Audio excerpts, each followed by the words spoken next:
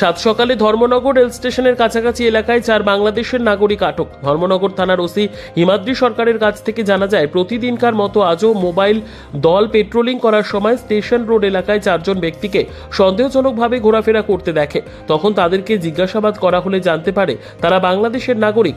সেখান থেকে আটক করে তাদেরকে ধর্মনগর থানায় নিয়ে আসা হয়। থানায় আনার পর জিজ্ঞাসাবাদে জানা যায়, ওনারা কৈলাসহর সীমান্ত এলাকা দিয়ে ত্রিপুরাতে অবৈধভাবে প্রবেশ করে এবং বহির্রাজ্যে কাজের উদ্দেশ্যে যাওয়ার জন্য ধর্মনগরে আসে বলে জানায় ধর্মনগর থানার ওসি হিমাদ্রি সরকার।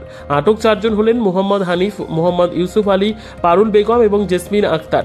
তারা এই 4 জনে এসেছিল নাকি তাদের সাথে আরও রয়েছে সেই বিষয়ে আটক 4 বাংলাদেশের নাগরিককে জিজ্ঞাসাবাদ চালাচ্ছে ধর্মনগর থানার পুলিশ বলে জানা যায়।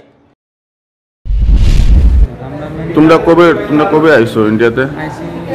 কালকে আইছি, 2 দিন হয়েছে। 2 দিন হয়েছে।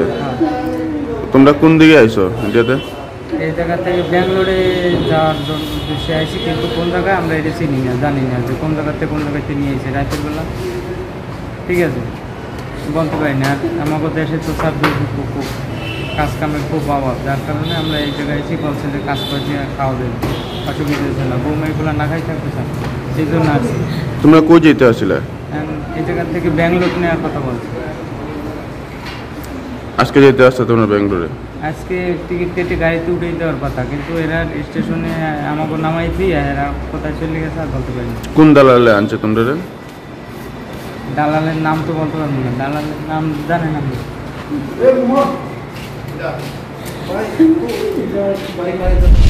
সকালবেলায় আমাদের রেগুলার মোবাইল করার সময় ধর্মনগর স্টেশন রোডে LIC অফিসের সংলগ্ন 4 জন লোককে সন্দেহভাজন অবস্থায় ঘোরাঘুরি করতে দেখা যায়।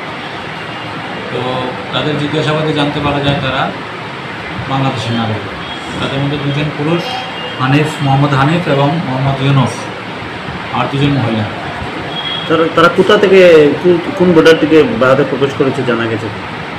তাদেরকে জিজ্ঞাসাবাদে তারা বলেছে তারা কৈলাসহর বর্ডার দিয়ে এসেছে এবং ত্রিপুরার বাইরে কাজের উদ্দেশ্যে যাওয়ার জন্য তারা এদিক দিয়ে যাচ্ছিল।